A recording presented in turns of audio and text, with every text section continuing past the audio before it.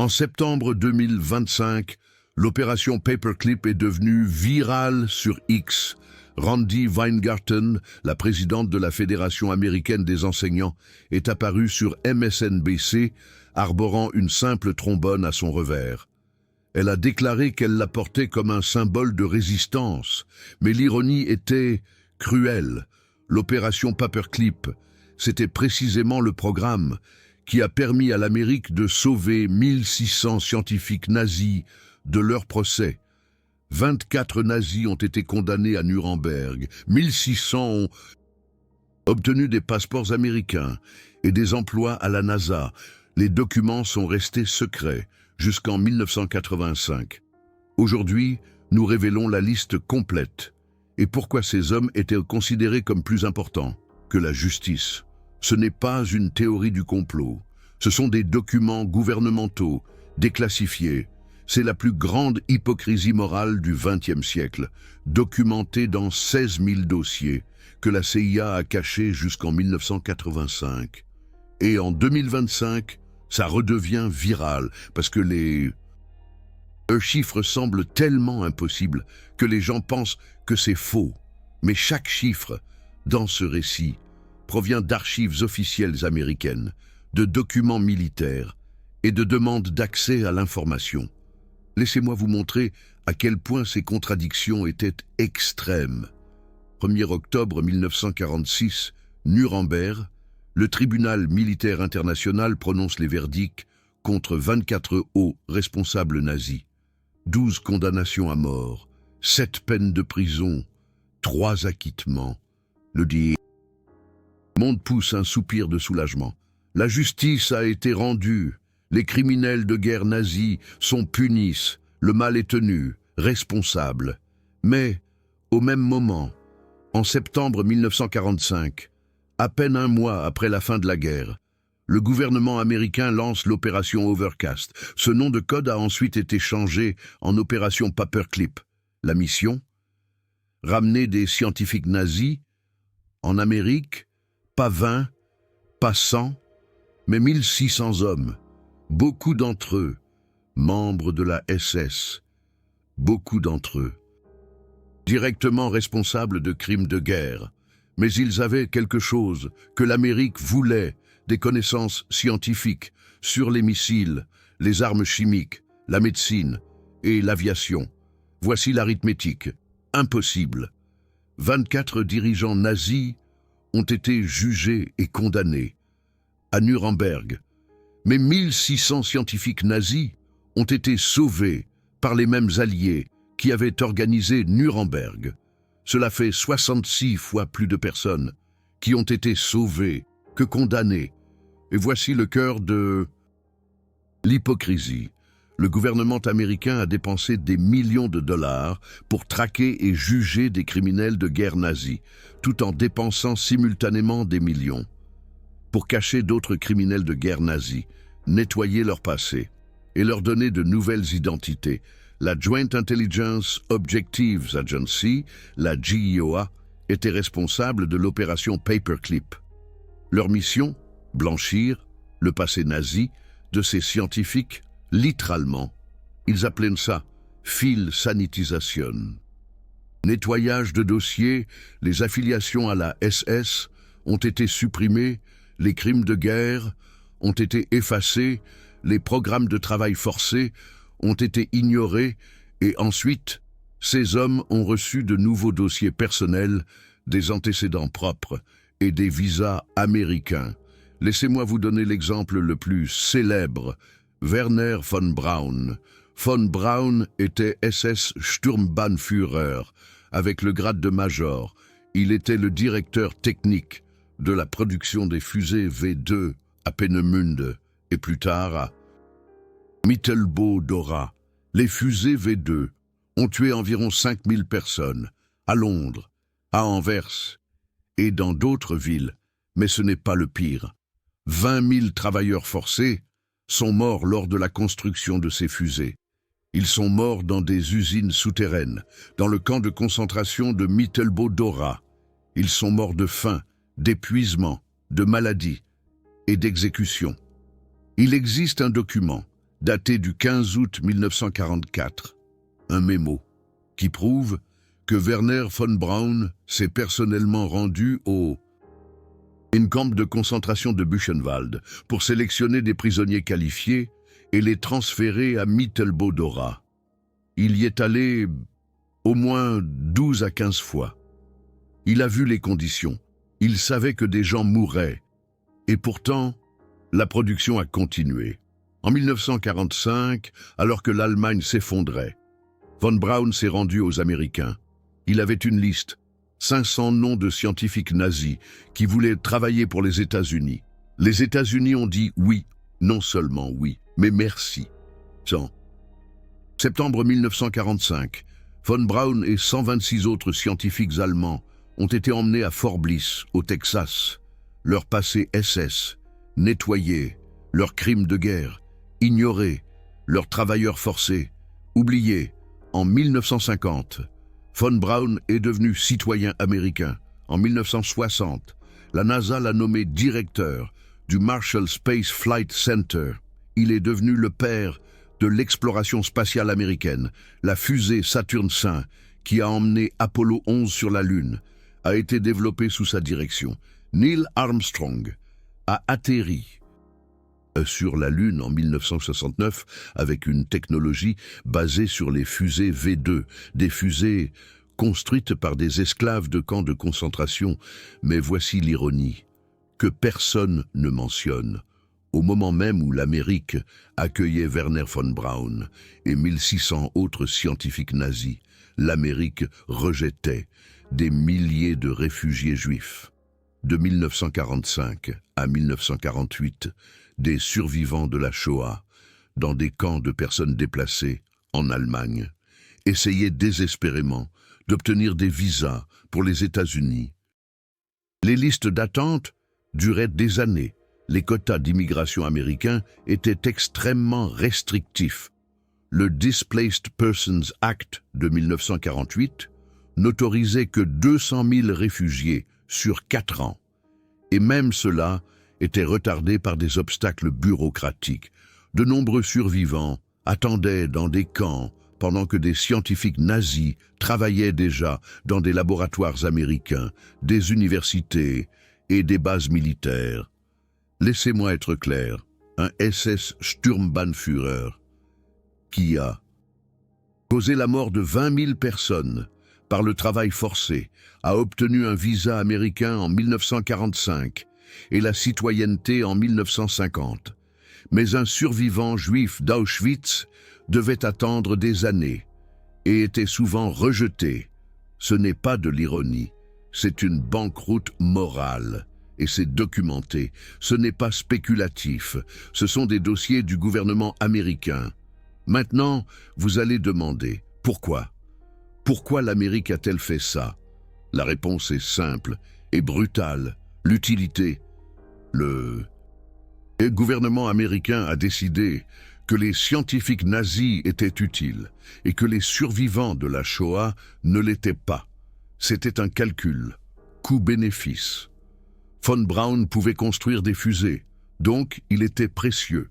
Un survivant traumatisé d'Auschwitz ne pouvait rien offrir, que l'Amérique voulait, donc il a été rejeté. C'est la logique. Derrière l'opération Paperclip, il n'a jamais été question de justice. Il était question de compétition.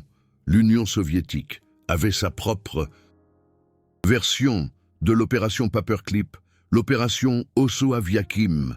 Les soviétiques ont emmené environ 2200 scientifiques allemands, mais les États-Unis voulaient les meilleurs. Alors ils ont lancé une course. Et dans cette course, la cohérence morale était un luxe que l'Amérique ne pouvait pas se permettre. Voici un autre exemple qui illustre l'hypocrisie. Kurt Blome, médecin nazi, Reichsgesundheitsführer adjoint. Il a expérimenté avec des armes biologiques. Il a mené des expériences sur des détenus de camps de concentration. En 1947, il a été jugé à Nuremberg lors du procès des médecins. L'accusation, crime contre l'humanité, le verdict, acquittement. Pourquoi? parce que les États-Unis avaient déjà décidé qu'ils avaient besoin de lui. 2 mois après son acquittement, Blum fut engagé par l'US Army Chemical Corps. Il travailla sur des programmes d'armes biologiques pour l'Amérique, ses connaissances sur les expérimentations humaines.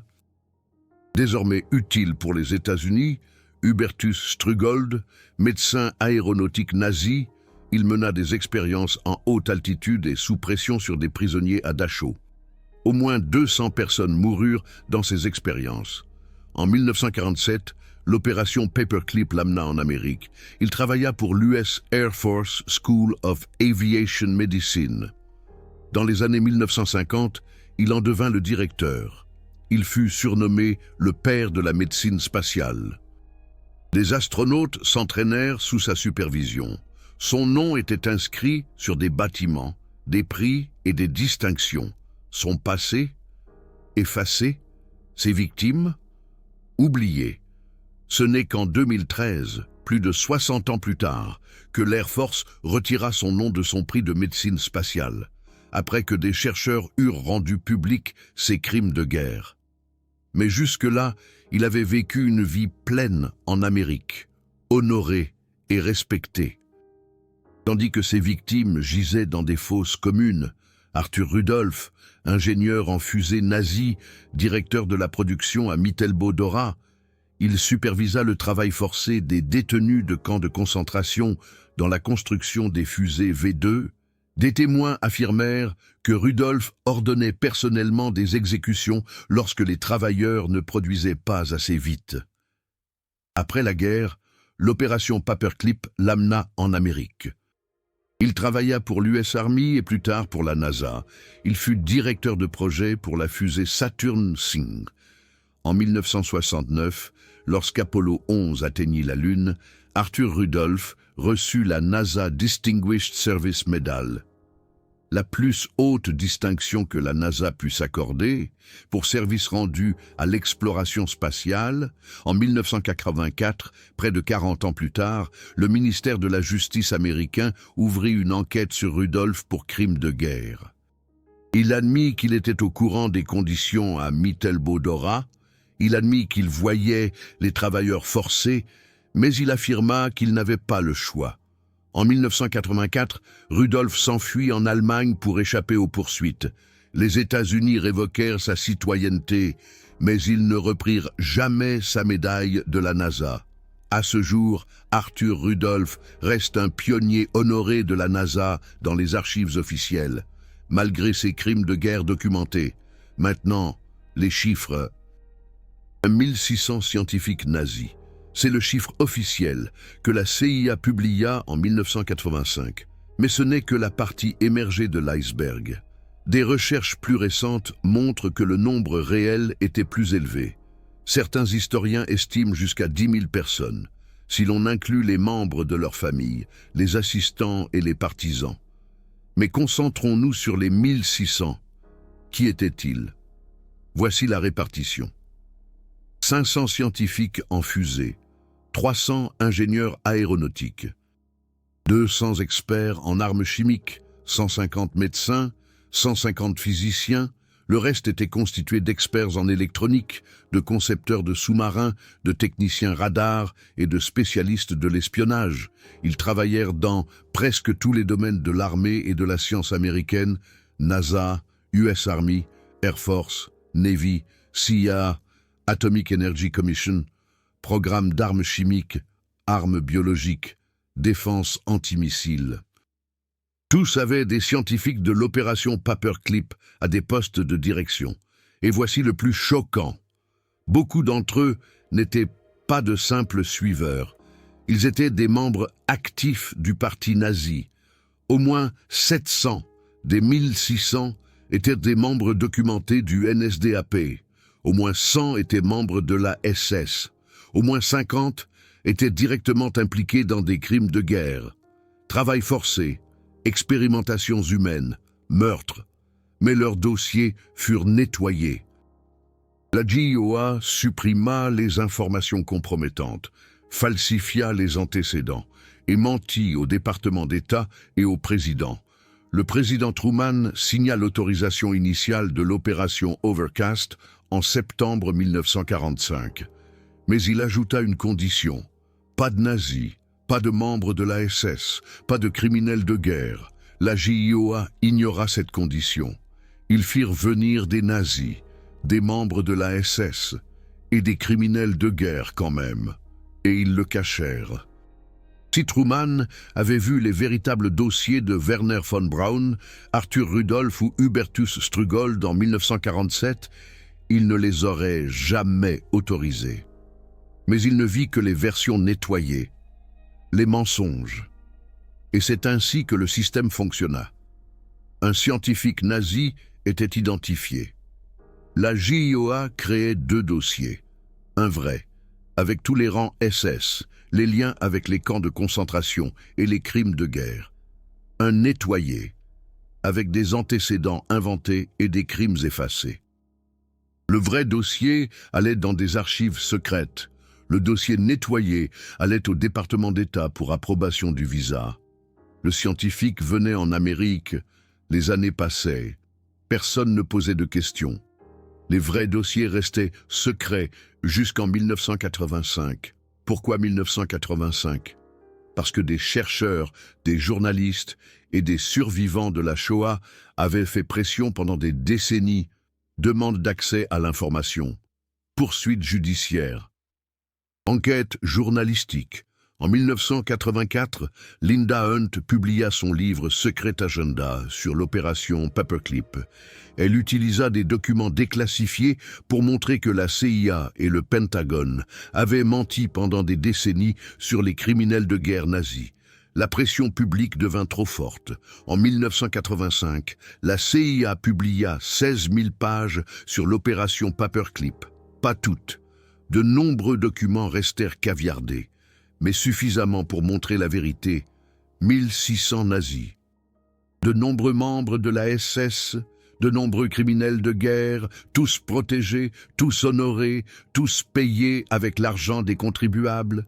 Et voici le lien avec 2025 qui rendit Randi Weingarten virale. Elle portait un trombone comme symbole de résistance. Mais les trombones sont précisément le symbole associé à la plus grande capitulation morale de l'Amérique, l'opération Paperclip, le pacte avec le diable. Le moment où l'Amérique décida que les scientifiques nazis étaient plus précieux que les survivants de la Shoah, que les fusées étaient plus importantes que la justice, que la guerre froide était plus importante que la cohérence morale. Et le pire, ça a marché. La fusée Saturne V fonctionna.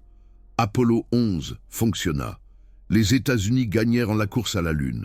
Les fusées soviétiques explosèrent. Les fusées américaines, construites avec des connaissances nazies, avec des ingénieurs nazis, avec une technologie issue du travail forcé dans les camps de concentration, ces fusées fonctionnèrent. Et c'est pourquoi l'opération Paperclip n'a jamais été vraiment regrettée, parce qu'elle a donné des résultats. Mais à quel prix ? 20 000 morts à Mittelbodora, des centaines de morts dans des expériences médicales, des milliers de survivants de la Shoah rejetés, des décennies de mensonges et un message au monde. L'Amérique parlera de principes moraux, mais quand il s'agit de pouvoir et de technologie, ces principes sont négociables.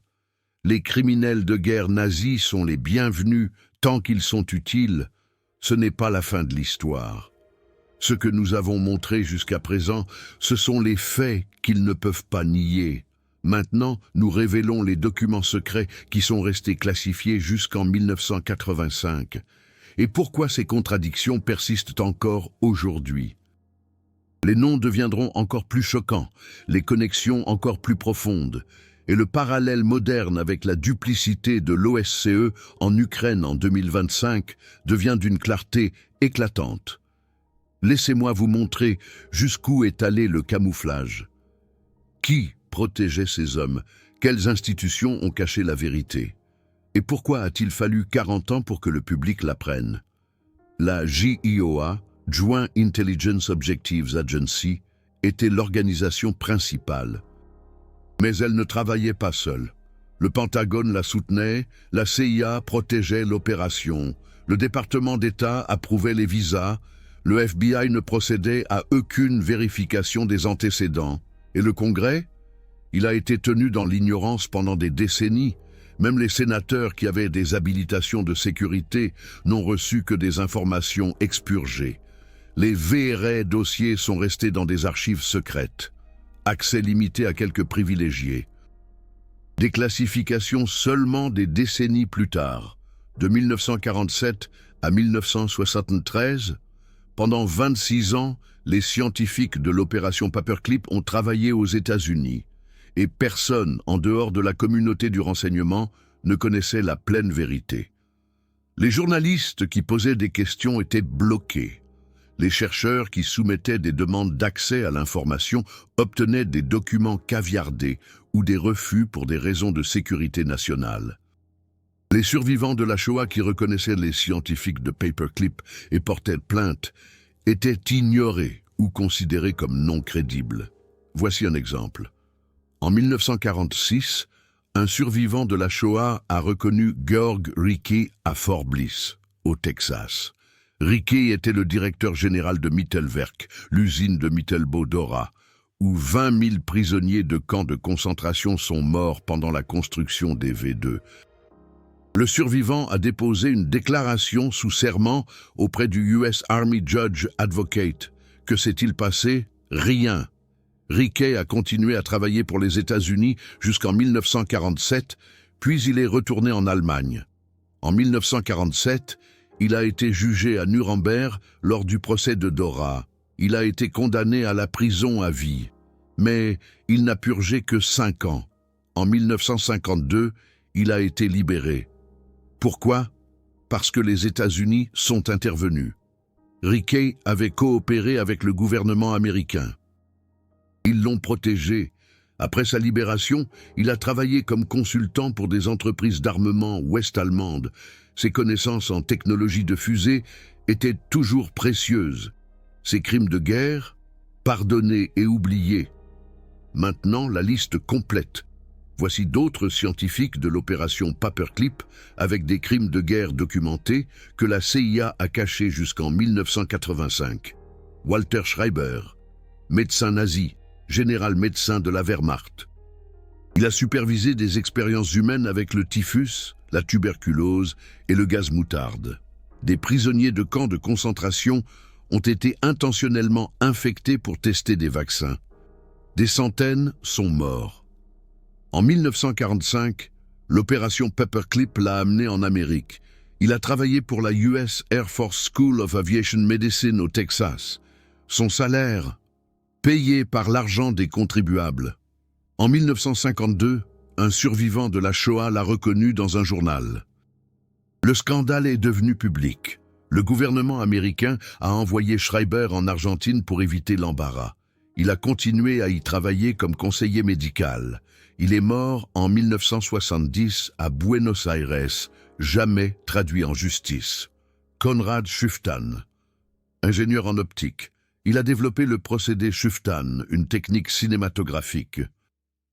Mais pendant la guerre, il a travaillé sur des systèmes optiques pour les fusées V2 et des systèmes de ciblage qui ont tué des civils à Londres. Après la guerre, l'opération Paperclip l'a amené en Amérique. Il a travaillé pour les studios Hollywood. Il a remporté un Academy Award en 1962 pour la meilleure photographie. Son passé de guerre, jamais mentionné. Il est mort en 1977 en tant que cinéaste célèbre. Personne ne savait que sa technique avait été initialement développée pour les systèmes d'armes nazis. Otto Ambros, membre du conseil d'administration d'IG Farben. Il était responsable de la production de Zyklon B, le gaz qui a tué des millions à Auschwitz. Il était également impliqué dans des programmes de travail forcés à Auschwitz-Monowitz, où IG Farben exploitait une usine. 10 000 travailleurs forcés y sont morts. En 1948, Ambros a été condamné à 8 ans de prison à Nuremberg. Mais en 1952, il a été libéré. Pourquoi? parce que les États-Unis avaient besoin de lui. Ambrose était un expert en armes chimiques et en caoutchouc synthétique. Après sa libération, il est devenu consultant pour le US Army Chemical Corps et plusieurs entreprises chimiques américaines, dont Dow Chemical et W.R. Grace. Il a reçu des contrats de consultant d'une valeur de dizaines de milliers de dollars par an. Ses connaissances sur les gaz toxiques, maintenant utiles pour les programmes d'armes chimiques américains, son rôle à Auschwitz, sans importance tant qu'il était productif. Friedrich Hoffmann, ingénieur aéronautique. Il a développé des conceptions d'avions supersoniques pour la Luftwaffe. Ses recherches étaient basées sur des tests en soufflerie, parfois effectués avec des sujets humains vivants pour tester les forces G extrêmes et les changements de pression. Après la guerre, l'opération Paperclip l'a amené en Amérique. Il a travaillé pour l'US Air Force et plus tard pour North American Aviation. Ses conceptions ont influencé le développement du F-86 Sabre et des avions supersoniques ultérieurs. Il a obtenu plusieurs brevets sous son nom. Ses sujets de tests humains, jamais mentionnés. Il est mort en 1985 en tant que pionnier respecté de l'aviation. Hermann Kurzweg, physicien et ingénieur en fusée. Il a travaillé directement sous les ordres de Werner von Braun à Peenemünde. Il était impliqué dans la production de V2 et connaissait les conditions à Mittelbau-Dora. Après la guerre, il est venu en Amérique avec l'opération Paperclip. Il a travaillé pour NASA et est devenu professeur à l'université Vanderbilt. Il a publié plus de 50 articles scientifiques sur l'aérodynamique et la technologie des fusées. Des générations d'étudiants ont appris de lui. Son passé de V2. Un petit détail dans sa biographie, jamais discuté en détail. Il est mort en 1992, honoré par la communauté académique. Maintenant, cela devient encore plus choquant. Laissez-moi vous montrer comment cette duplicité persiste jusqu'en 2025. Les mêmes schémas, la même justice sélective, la même hypocrisie institutionnelle. Juin 2025, l'Assemblée parlementaire de l'OSCE publie une déclaration condamnant le traitement des prisonniers de guerre ukrainiens par la Russie. Elle cite des violations de la Convention de Genève, torture, aveux forcés, manque de soins médicaux. La déclaration appelle à des enquêtes internationales et à d'éventuels procès pour crimes de guerre. C'est légitime. Si des prisonniers de guerre sont torturés, les responsables doivent être tenus responsables. Mais voici l'ironie. L'OSCE, Organisation pour la sécurité et la coopération en Europe, a été fondée en 1975, 30 ans après la Seconde Guerre mondiale. 30 ans pendant lesquels les crimes de guerre alliés n'ont jamais été enquêtés. Dresde, 13 février 1945, 25 000 civils tués dans un brasier. Était-ce un crime de guerre? De nombreux historiens disent oui. Dr Gregory Stanton, spécialiste du génocide, l'a classé comme crime de guerre. Mais l'OSCE, silence. Aucune enquête, aucune accusation. 80 ans plus tard, en février 2025, il y a eu des commémorations pour Dresde. Mais aucune organisation internationale n'a demandé de compte. Pourquoi? Parce que ce sont les Alliés qui l'ont fait. Et les crimes de guerre alliés ne sont pas poursuivis. Voici un autre exemple. Septembre 2025. L'OSCE et le Royaume-Uni condamnent la Russie pour violation de la Convention de Genève dans le traitement des prisonniers de guerre. Ils citent des rapports de l'ONU montrant que 95% des prisonniers de guerre ukrainiens libérés ont subi torture, faim et travail forcé. C'est terrible, absolument à condamner. Mais attendez, 1945 à 1946. Les Alliés détiennent des millions de prisonniers de guerre allemands dans des camps de Rheinwiesen, dans des conditions épouvantables. Pas d'hébergement, pas d'eau potable, nourriture minimale. Des milliers meurent de faim, de maladie et d'exposition. James Back, historien canadien, a estimé dans son livre controversé Other Losses que jusqu'à 1 million de prisonniers de guerre allemands sont morts dans des camps alliés, bien plus que ce que les chiffres officiels admettent. Les historiens traditionnels contestent les chiffres de Bach et estiment le nombre de décès plus bas, entre 30 000 et 50 000. Mais même 30 000 morts dans des camps en temps de paix après la fin de la guerre constituent une violation de la Convention de Genève. Cela a-t-il fait l'objet d'une enquête? Non. Des responsables ont-ils été inculpés? Non. Pourquoi? Parce que les Alliés l'ont fait, et les violations alliées ne sont pas poursuivies. C'est la même hypocrisie que l'opération Paperclip. 24 nazis ont été condamnés, 1600 ont été sauvés. La Russie est condamnée en 2025 pour mauvais traitements infligés aux prisonniers de guerre. Mais les mauvais traitements infligés aux prisonniers de guerre alliés en 1945, ignorés. Les civils de Dresde en 1945, ignorés. Les nazis de l'opération Paperclip de 1945 à 1973, gardés secrets. Le schéma est clair. La justice internationale est sélective.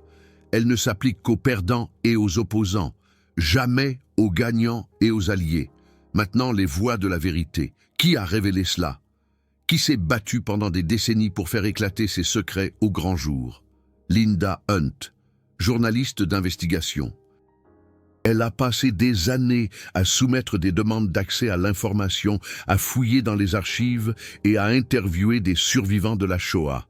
En 1985, elle a publié Secret Agenda, The United States Government, Nazi Scientists and Project Paperclip. Le livre a été une bombe. Il a montré avec des documents de la CIA déclassifiés que le gouvernement américain avait menti pendant des décennies au sujet des criminels de guerre nazis. Il a forcé la CIA à déclassifier 16 000 pages sur l'opération Paperclip. Sans le travail de Linda Hunt, la vérité n'aurait peut-être jamais été connue. Annie Jacobsen, auteure et journaliste. En 2014, elle a publié Opération Paperclip, The Secret Intelligence Program that brought Nazi scientists to America. Elle a utilisé des documents nouvellement déclassifiés et des entretiens avec des familles de scientifiques de Paperclip. Elle a montré que le nombre réel était beaucoup plus élevé que 1600 si l'on inclut tous les programmes. Elle a documenté comment des membres de la SS impliqués dans des crimes de guerre ont été protégés et honorés. Son livre est devenu un best-seller du New York Times. En 2025, l'opération Paperclip est devenue virale, en partie à cause des recherches de Jacobsen, Michael Neufeld, historien de la Smithsonian Institution. Il a écrit la biographie définitive de Werner von Braun.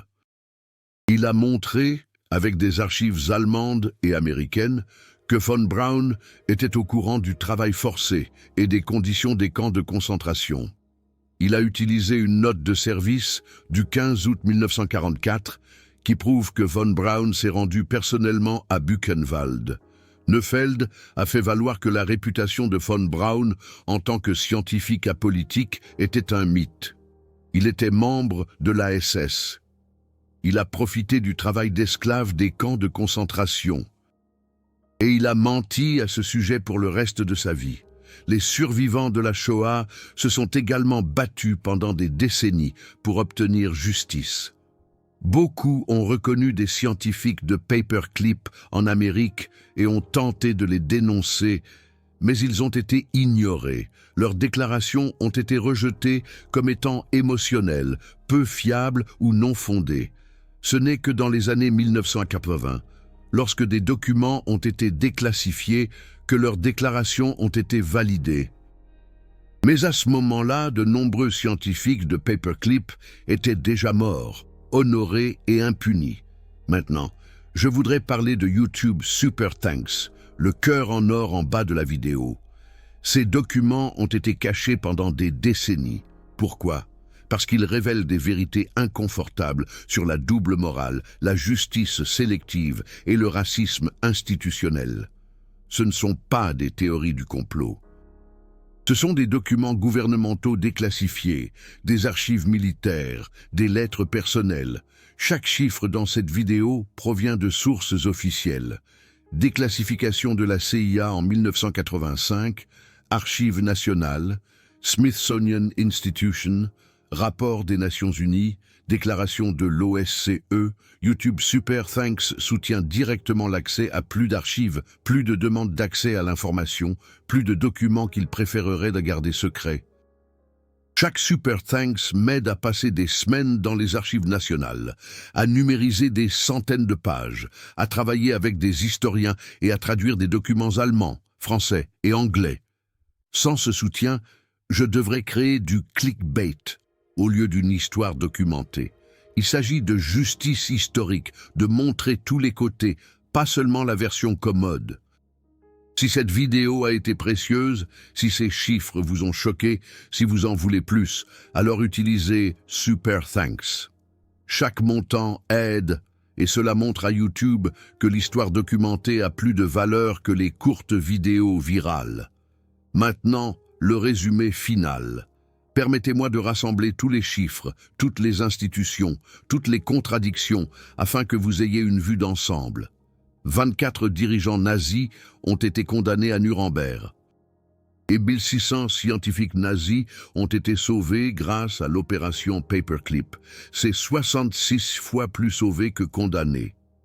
Parmi ces 1600, au moins 700 étaient membres du NSDAP, au moins 100 étaient membres de l'ASS et au moins 50 étaient directement impliqués dans des crimes de guerre. Ils ont travaillé pour la NASA, l'US Army, l'Air Force, la Navy, la CIA, la Commission de l'énergie atomique. Ils ont reçu des salaires, des pensions, la citoyenneté, des honneurs. Beaucoup ont reçu des médailles et des prix. Certains sont devenus professeurs, d'autres sont devenus consultants en affaires. Tous ont bénéficié de la philsanitisation, le processus par lequel la JOA nettoyait leur passé et effaçait leurs crimes. Au même moment, de 1945 à 1948, des centaines de milliers de survivants de la Shoah attendaient des visas américains dans des camps de personnes déplacées. La plupart ont été rejetés ou ont attendu des années. Le gouvernement américain a déclaré qu'ils étaient trop traumatisés, trop pauvres, sans compétences précieuses, mais les membres de la SS qui ont tué 20 000 personnes par le travail forcé, bienvenue. Les médecins qui ont utilisé des prisonniers de camps de concentration pour des expériences, bienvenue. Les ingénieurs qui ont tué des civils avec des fusées V2, bienvenue. Le message était clair. L'utilité est plus importante que la morale. Et 16 000 pages de documents sur l'opération Paperclip sont restées secrètes jusqu'en 1985. 40 ans de mensonges, 40 ans de dissimulation. Ce n'est qu'après que Linda Hunt, Annie Jacobsen, Michael Neufeld et d'autres se soient battus pendant des décennies que la vérité a été révélée. Et même alors, de nombreux documents sont restés expurgés. Même aujourd'hui, en 2025, tous les dossiers ne sont pas publics. Voici les implications modernes. Que nous enseigne cette histoire sur la duplicité morale d'aujourd'hui. Premièrement, la justice internationale est sélective. L'OSCE condamne la Russie en 2025 pour mauvais traitements infligés aux prisonniers de guerre. Mais les mauvais traitements infligés aux prisonniers de guerre alliés en 1945 sont ignorés. Dresde, 80 ans plus tard, aucune accusation. L'opération Paperclip, pardonnée et oubliée. La justice ne s'applique qu'aux perdants, jamais aux gagnants. Deuxièmement, les institutions se protègent elles-mêmes. La CIA, le Pentagone, la NASA, tous étaient au courant de l'opération Paperclip. Tous l'ont caché, tous ont menti, et tous en ont profité. La NASA a atteint la Lune, l'armée a obtenu une technologie d'armement, la CIA a obtenu des experts en espionnage, les coups moraux, sans importance, les victimes, oubliées, l'hypocrisie, acceptée. Troisièmement, l'histoire se répète, en 2025. L'OCE utilise la Convention de Genève de manière sélective, exactement comme en 1945. En 2025, les gouvernements cachent des vérités gênantes, exactement comme de 1945 à 1985. En 2025, l'utilité justifie les compromis moraux, exactement comme l'opération Paperclip. Les noms changent, les schémas persistent. Des révélations récemment déclassifiées montrent que le problème est encore plus profond. En 2023, Douglas O'Regan a publié son livre Taking Nazi Technology, qui révèle comment les États-Unis ont systématiquement volé la technologie industrielle allemande, et pas seulement les scientifiques. Des usines ont été démantelées et expédiées en Amérique. Des brevets ont été confisqués. Des entreprises allemandes ont été pillées. Cela s'est produit sous couvert de réparation.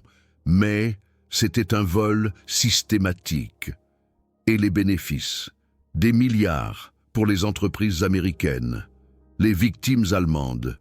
Aucune compensation. En septembre 2025, la controverse Randi Weingarten a montré que le public est encore choqué lorsqu'il apprend l'existence de l'opération Paperclip. Cela prouve que l'histoire n'est pas suffisamment connue. Les écoles enseignent Nuremberg, mais elles n'enseignent pas Paperclip. Elles enseignent les crimes de guerre nazis, mais elles n'enseignent pas que l'Amérique a protégé et payé ces criminels de guerre. Pourquoi? Parce que c'est gênant. Parce que cela complique le récit. Parce que cela montre que la justice était sélective. Et voici la question finale. Qu'est-ce qui vous choque le plus? Les chiffres. 1600 sauvés contre 24 condamnés. L'hypocrisie. Des criminels de guerre nazis accueillis, des survivants de la Shoah rejetés, le fait qu'il ait fallu 40 ans pour que la vérité éclate, ou le fait qu'en 2025, les mêmes schémas persistent. Commentez ci-dessous. Quels autres cas d'hypocrisie historique connaissez-vous? Votre famille a peut-être des histoires qui n'ont jamais été racontées.